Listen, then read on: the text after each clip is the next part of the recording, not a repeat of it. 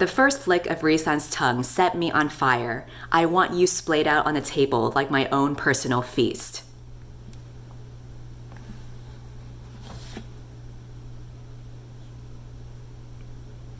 Bon appetit? More like bon apple tit.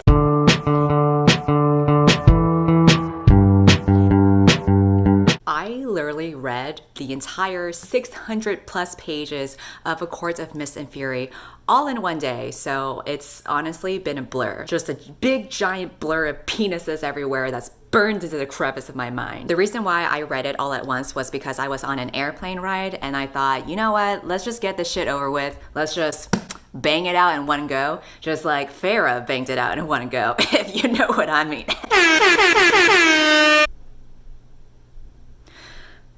Okay, I did a review of the first book, and after that, everyone was like, oh my god, you need to read the second book. A Court of Mist and Fury is so much better. It's so freaking good. Bitch, you a fucking liar. BookTube is trash, and I ain't ever fucking trusting you bitches again. These hoes ain't loyal. Like, literally, I'm not talking about BookTube. I'm also talking about this book. That's the entire book. Farrah was like, Tamlin who? That's old dick. We all about the new dick now. If you have no idea what A Court of Thorns and Roses is, you're probably not part of BookTube. You probably found my video because you're my coworker. Recently, our CEO announced Read with Cindy in front of everybody in the entire company-wide meeting. So, love that for me. This video only gets worse from here, so you are in for a fucking ride if you decide to continue. But A Court of Thorns and Roses is basically a fantasy trilogy that is extremely popular. Sierra from the Book Dragon Reads sent me the box set so that I could review it, but honestly, this is not gonna be a review video. This is just gonna be a brain dump of whatever I can salvage from the last of my 2 remaining brain cells. Sierra wanted the content, you know? She wanted the good, just like Rhysand wanted the good, if you know what I mean. As I was saying, A Court of Thorns and Roses is a fantasy trilogy about a young mortal woman who gets entrenched into the dark world of fairies. Now, when I first read this book, I always thought fairies were like the cute little creatures from Neopets. That was not it. Definitely not it. In the words of Katie from Katie's Book Nook, fairies are actually humans but with big dicks. Here I thought we were gonna see cute little fairies going like bibbidi boppity boop, but instead we get bibbidi boppity boner. You walk into the forest and then bam, you're just hit by a boner because that's how big they are, and you're like, stop, make it stop, it's too many dicks, it's too much, make it stop. Listen, I know my coworkers watch my videos, okay? And I don't wanna hear anything about this video in the office tomorrow. So if you're watching this, don't talk about this to me, okay? Joe or Meg or whoever the fuck is watching this, don't bring this up. Everyone has their side hustle outside of work. This is my thing. The more dick jokes I make, the more money I make. That's internet currency, okay? So don't question it and just let me do my thing. A Court of Mist and Fury takes place after the first book, in which Farrah, our main character, is just really struggling right now after the events that have happened in the first book. She gets nightmares about Amarantha. She's getting flashbacks. She's like, oh my god, I'm so traumatized about what happened. And I'm like, bitch, me too, the fuck? You think you're the only person scarred from that shit? I had to deal with Amarantha too. I'm gonna talk about the rest of the book, so if you do not want to get spoiled about it, leave. Otherwise, we're gonna get into the juicy details that I pretty much already forgot about, so I'm probably gonna make the rest of it up. I don't know, this is just gonna be like a dumpster fire. From what I remember, we start off the book finding out that Farrah and Tamlin are engaged. Cute, but unfortunately they have PTSD. Not so cute. Tamlin is very controlling and overprotective now. For some reason in this book, he is just super anal, which is weird because they never did anal in the first book. He's like, you cannot leave the premises. You cannot leave my sight. You cannot do anything ever from now on because you are just a weak little bitch that I have to protect, even though technically you're the one who killed Amarantha in the first book and I was the weak little bitch, but we're gonna forget that happened and I'm somehow protecting you. Hashtag true love.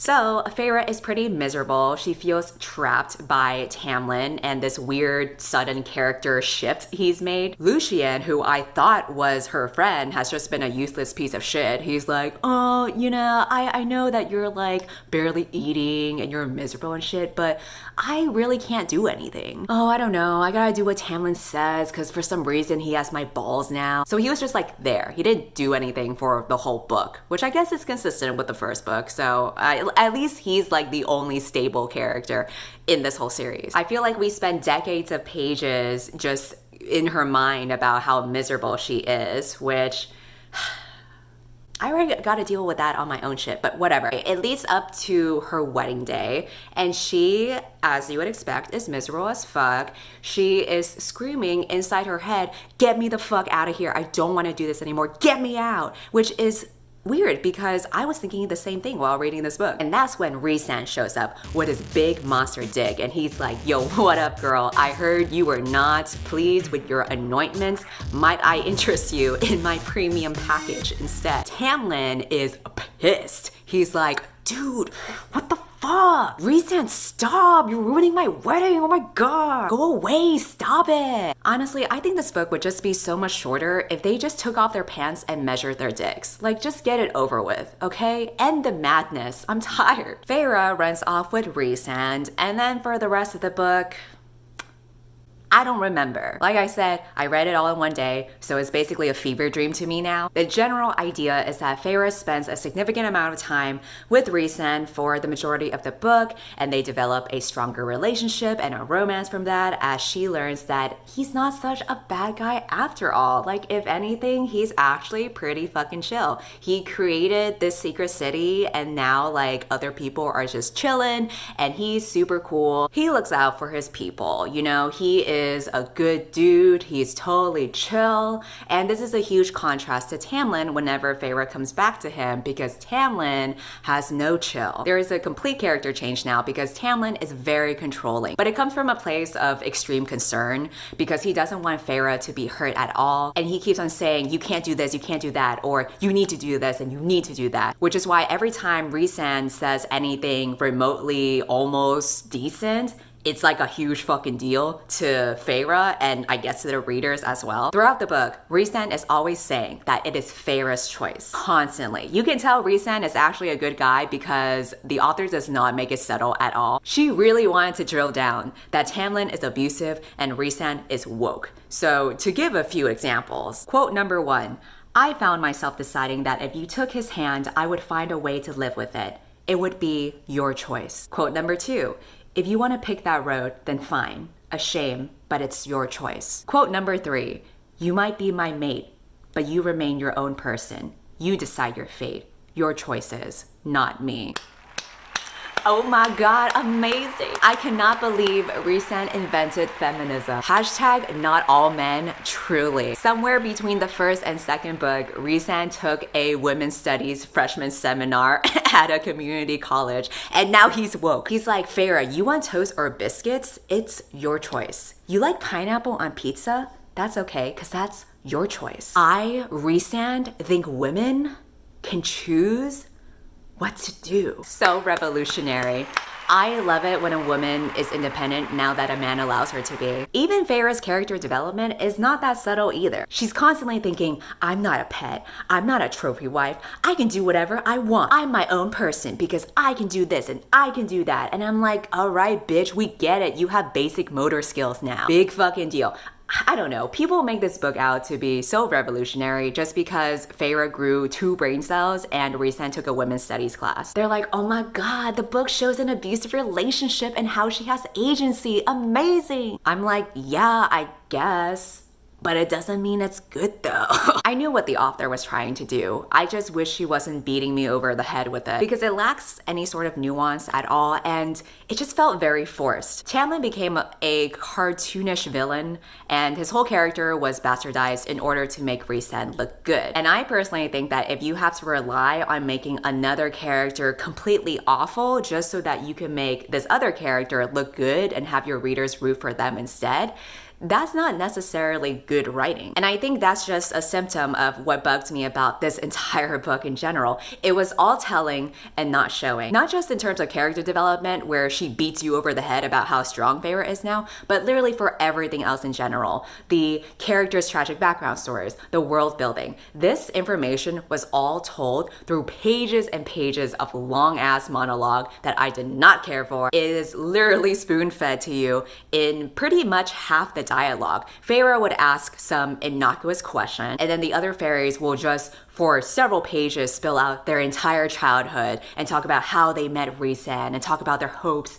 and dreams and fears and how the war happened and all of this other kind of bullshit. And I'm like, is Feyre Oprah now? Like, why are you telling her your whole life story? Nobody asked for this. I suffered in all the exposition all the fucking time about characters that I did not care about a world that I did not care about. I just could not give a single shit about anything the book talked about.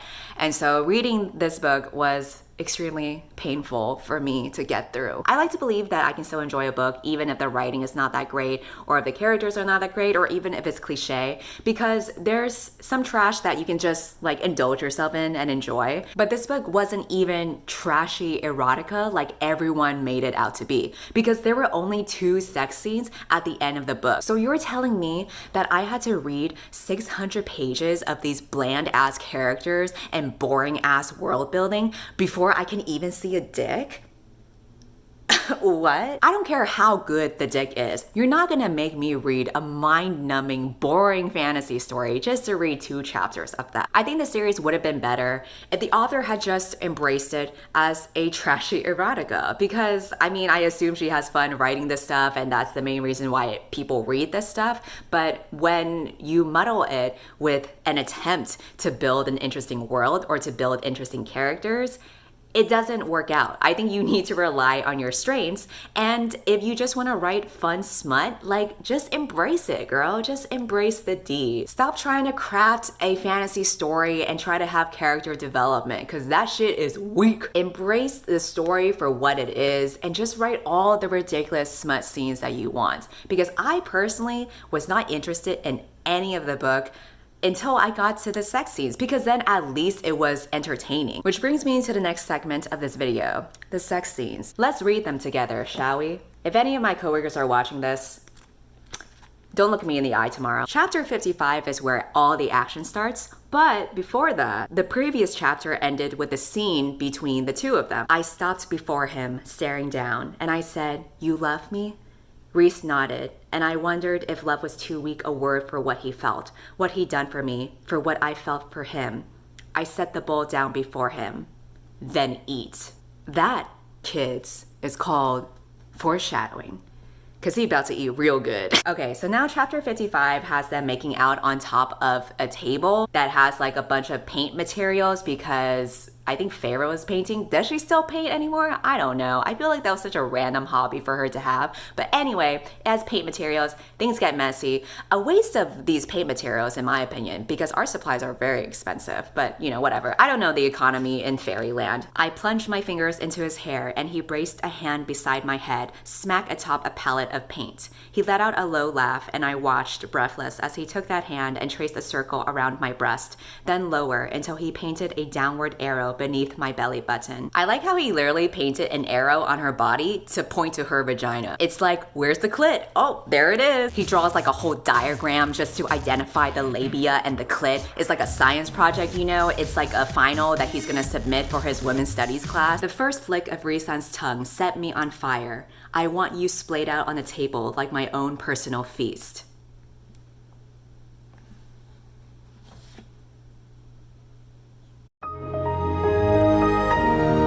Bon appetit? More like bone apple tit. And then the iconic line. Rhys roared as he came, slamming into the hilt. Outside, the mountains trembled, the remaining snow rushing from them in a cascade of glittering white, only to be swallowed up by the waiting night below. You're telling me that the dick was so good that even the mountains were shook. No wonder she picked Rhysand over Tamlin, dude. Like, he just cannot compete. He just can't. Tamlin was too vanilla in bed. He could not keep up. And really, I think the moral of the story is, just because you have a big dick doesn't mean you have big dick energy. Think about it. I get where Farrah is coming from and why she left Tamlin. With Tamlin, it's always been like, wham, bam, thank you, ma'am. With Rhysand, it's like, wham, bam, shazam. So yeah, I thought the sex scenes were entertaining, and I wish Sarah J. Maas had stuck with that instead of trying to write a legit story, because that was not working out. Other than that, I don't even remember what else happened in the ending. I mean, Tamlin was being a little bitch like always. You find out Rhysand and Farrah were actually soulmates all along, and it's like this big dramatic reveal. And I'm reading that, I'm just like, okay. There's a standoff scene between Farrah and Rhysand versus Tamlin and Lucien. Lucien meets Elaine, who is Farrah's sister, for the first time ever. And then he feels this connection to her, and he realizes in a big dramatic reveal, she is his soulmate. I like how this was just tossed in the end. Like, we just skipped over any relationship development between the two of them, and we were just like, fuck it, we're just gonna say they're soulmates, and readers will just go along with it. And I'm reading it, and I'm just like, okay. I mean, I guess that's it. That's just my whole reaction to anything that happens in this story now. I'm just like, all right, sure. Why the fuck not? I rated the book 2 stars because I do know what she was trying to go for, and I appreciate the attempts at the development of the story / characters. I don't think it was good though, so it ain't it for me. Honestly speaking, my enjoyment of the actual book is probably 1 star. At the end of the day though, the book provided escapism for me, and I think that's all you can really ask for. I read this book in early July when I was stuck on an airplane, so I was pretty much removed from reality the whole day. And then by the time I landed in the real world, I actually got some upsetting news about something that had happened in California, where I'm from. We found out that California had just been struck with a major earthquake, which I think was over a 7 scale magnitude. And that was really scary for me to hear because, again, like, I'm from California and a lot of my friends live in California. It was one of those things where you think, yeah, fiction is ridiculous, but maybe it has to be because reality can be so scary sometimes. And that gave me a lot of perspective. I had to call up my friends and ask if they were okay and if anybody got hurt. And fortunately, they were fine. And I told them, I'm really sorry. And they were like, why are you sorry? It's not like you caused the earthquake. And I said, yeah, I know. But I also know Rhysand did cause that earthquake.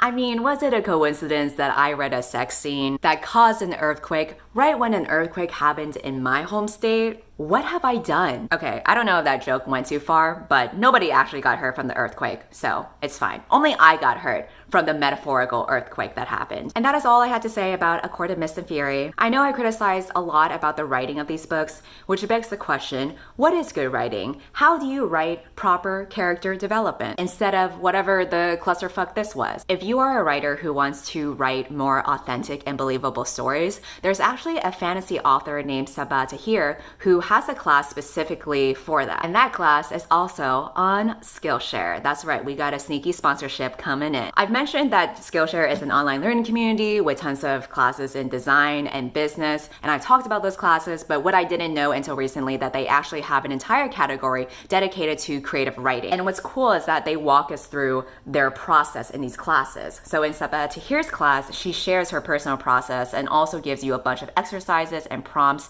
in order to create real and nuanced characters. I think this class would be really useful to any aspiring writer or even a reader who wants to read more critically to see how characters are properly crafted. These classes are premium, which means that you have to pay less than $10 a month for a membership, but I will have a promo code in my description where you can get Skillshare classes 2 months free. Even if you just want to take that 1 or 2 classes or just check it out to see if it's worth anything, you can use the promo code and you're not losing anything. Real talk though, this might be your last chance to get a promo code because I don't know if Skillshare is gonna sponsor me after this. The people at Skillshare have had to endure a lot from my previous sponsored videos, but I think this is the worst one I've sent them. There's no practical advice here, just a bunch of dick jokes. So it's been a good ride. It's been fun times all around, but they're probably tired of my shit. I can't imagine why they would sponsor me again. Let's assume this is the last one, and let's make it count. And that's pretty much it for this video. I think the one last question that people are probably wondering is, will I be finishing the series and reading the third book? And to that, I don't know. I really did not enjoy this book, and I don't want to read the third one again, but I'll tell you what. If by some miracle Skillshare decides to sponsor my videos again, then I will read the third book. Until then, I'm gonna cleanse my palate and I'm gonna close off this video. So if you made it this far to the end, thank you for watching. Don't forget to unsubscribe to this bullshit, and goodbye.